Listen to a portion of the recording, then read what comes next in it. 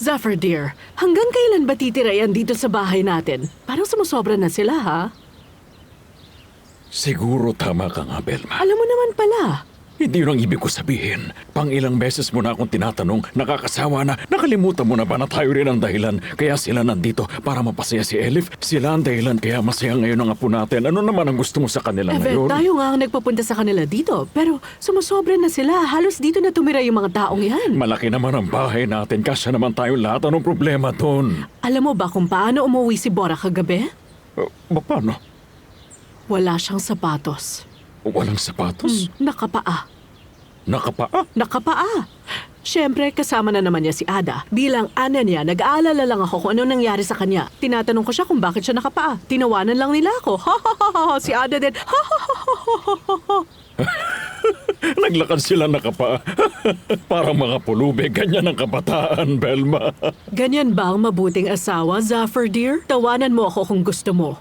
Wala kang pakialam kung naiinis yung asawa mo o hindi. Bakit naman kita tatawanan?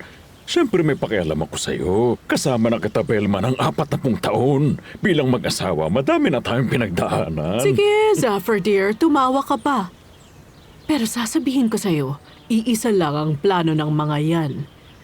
Ang paglapitin sina Ada at Bora. Tandaan mo to, ha? Huwag mong sasabihin di kita pinalaan. Oh, hindi naman. Mukhang natatawa ka pa, ha? Nagulat lang ako. Bilis, bilis. Hulihin mo. Yasemin, ang sinasabi ko lang, Ano yun? hindi ba kailangan na nating umuwi? Buti naman. At saka magpahinga tayo sa bahay. Teka lang. Iba ata ang pakay mo, ha? Hoy, Abla. Pakiusap, ha? Ayoko man ipaalala, pero kung wala, wala talaga. Alam mo naman yan. May mga bagay talagang hindi pinipilit. Malakas ang pakiramdam ko, pero eto na. Eto na to. Eto na to. Alala.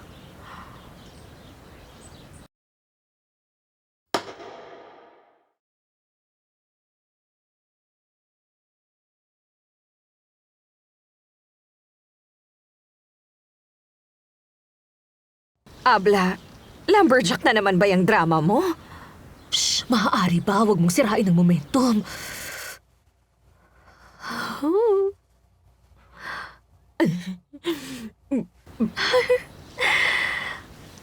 Hindi ko makita.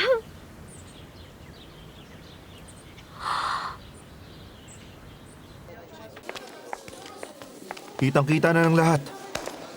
Walang makakapigil sa pag-angat ni Ada at Hosun na mamayagpag sa karira. Rusgar, Bakit? makinig ka.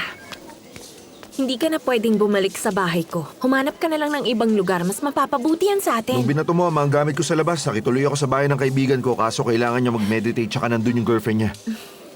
Kaya mukhang mas matagal pa na magkakasama tayong dalawa. Di ba ginawa mo din yung meditation? Mas okay yon.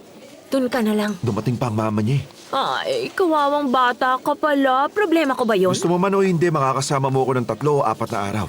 Kilabora ka naman nag-i-stay kasama ang uncle at auntie mo. Tama naman ako, hindi ba? Wala naman sigurong masama kung sa bahay muna ako. Lalayas ka na sa bahay ko, Rusgar. Ada? Nakapagpa-reserve ka na ba para sa atin? Yes, I did. I was able to make reservations. At hindi ko rin namali yung mga pangalan. Hindi katulad ng ginawa mo. Tugshe Dickman, Bora Dorosos. I did it right. Good for you, darling. Sa lahat ng mga naging assistant dito, ikaw ang pinakamagaling. Sana manatili kang ganyan, okay? Magre-research ako tungkol dito sa Arrow of Eros. Feeling ko magiging malaking hit to. At ngayon pa lang nararamdaman ko na. Parang hindi naman. Mga detective ba kayo o ano? Tungkol saan ba yung Arrow of Eros? Nakakaramdam si Bora sa mga ganitong ka-interesting na issue, Rosgar. Hindi mo pa alam yun kasi bago ka pa lang. Matututo ka rin. Whatever. Magre-research muna ako para sa bago kong article. At ikaw dyan, binabantayan kita. Tandaan mo, ipapamukha ko sa'yo ang pagkakamali mo.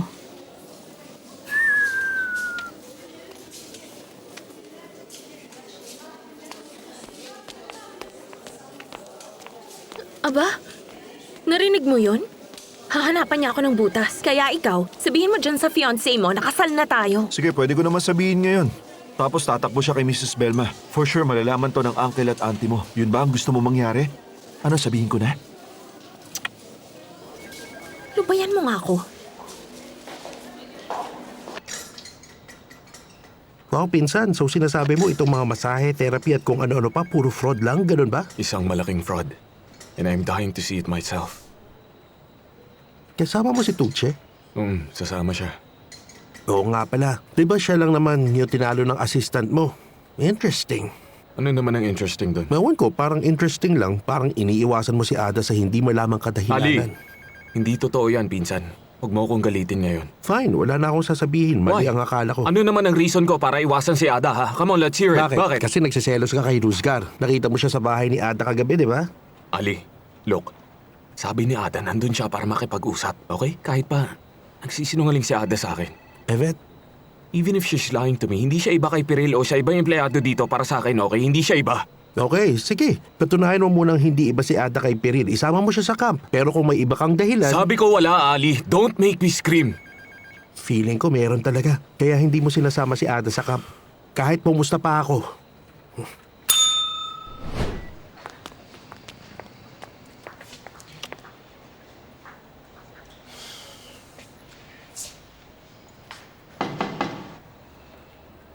Bora, Tugche?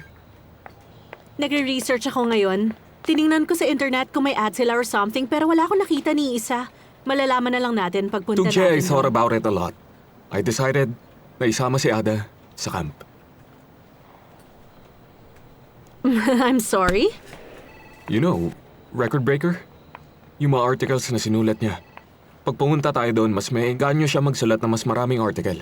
Para naman magkaroon siya ng article na nakapangalan sa kanya.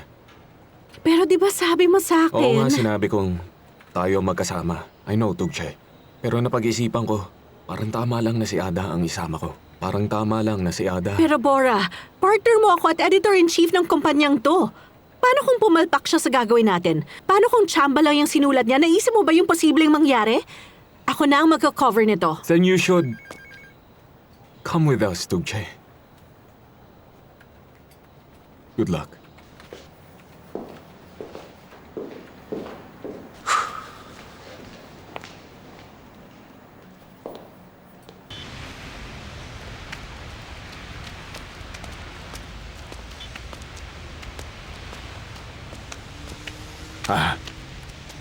Nahanap din kita.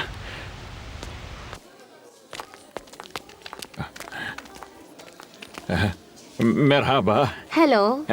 Gusto ko sana makausap si Ma'am Tugche Dickman. 1 minute, please.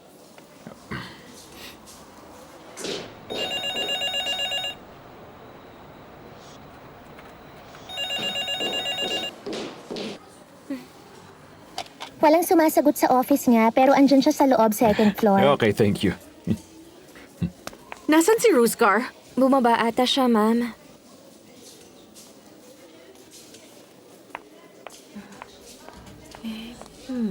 Ada? Di ba sinabi ko sa yung binabantayan kita? Tandaan mo, pagsisisihan mo tong ginawa mo. Ano bang ginawa ko? Ano nga ba? Ano nga bang ginawa ko?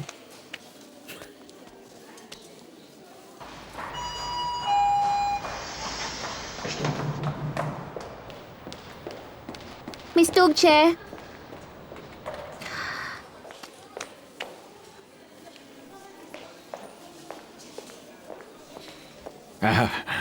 Ano yun? Gusto ko sana makausap si Ma'am Tugche. Sino po kayo? Ako si Chelal. Jalal? Oo, Chelal. Ay, kakaalis lang ni Miss Tugche. Pero babalik ba siya? Saan? Dito. Si Miss Tugche? Pwede bang ako na lang ang magtanong? Okay, sige. Ikaw ang bisita eh. Kita mo, kung ako nagtatanong at sumasagot ka lang, magkakaintindihan tayo. Ada, tumayo ka dyan. Dali, Ano na naman ba? nandito si Chelal. Dali.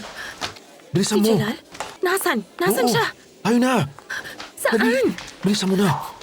Hello, Mr. Bora. Ano nangyari? Yes? Let me help you. Mr. Bora, siya si Mr. Sammy. Hinahanap niya si Miss Tukche. Sir, Chelal po ang pangalan ko, hindi Sami o anuman. Ako po si Chelal. Chelal.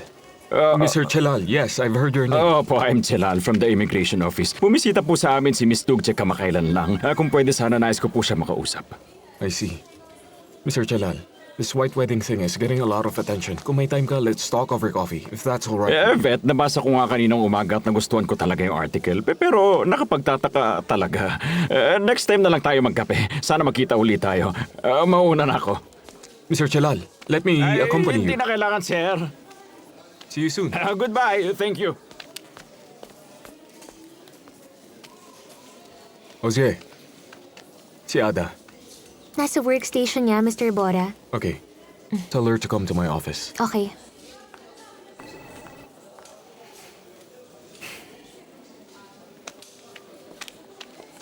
Anong ginagawa niya dito? Ginagawa niya dito. Baka dahil lang dyan sa white wedding article mo. Sinisisi mo pa talaga ako? Salamat ha. Salamat talaga. Muntik na niya tayong mahuli. Muntik na rin mabuking ang kasal natin. Ano naman sa akin? Sasabihin ko rin naman kay Mr. Bora ang tungkol sa atin. Tapos maghihiwalay na tayo. Ada, kakakuha ko lang ng citizenship. Huwag mo nang tangkain ang binabalak mo. Huwag mo ko susubukan. Sino bang tinatakot mo? Wala nang talunan na Ada na kilala mo. Hindi ako takot. May araw ka din. Ada, Bitaw! akala ko ba ready ka na sa mangyayari? Pero namumutla ka ngayon ha.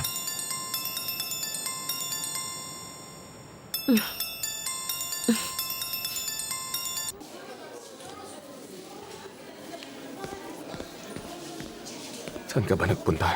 Saan?